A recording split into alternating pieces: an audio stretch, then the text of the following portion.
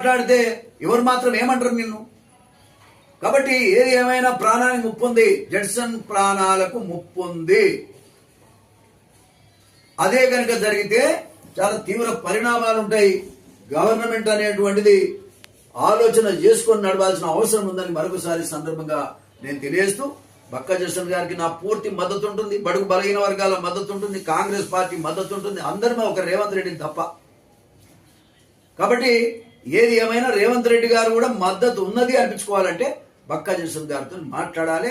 విద్యార్థి నాయకులతోటి, నిరుద్యోగ యువకులతోటి, అన్ని సంఘాలతో పిలిచి మాట్లాడమని నేను కోరుతా ఉన్నా. వీటన్నిటికీ కూడా ఒక కమిటీ వేయి, మంత్రుల కమిటీ ఒకటి, మంత్రుల కమిటీ వేసి సమస్యలు పరిష్కారం చేయడానికి మరి ముందుకు రావాల్సిందిగా ఈ సందర్భంగా నేను డిమాండ్ చేస్తూ, సంపూర్ణమైనటువంటి నా సహకారాన్ని బక్కా జడ్సన్తో ఉంటుందని కూడా ఈ సందర్భంగా తెలియజేస్తాను.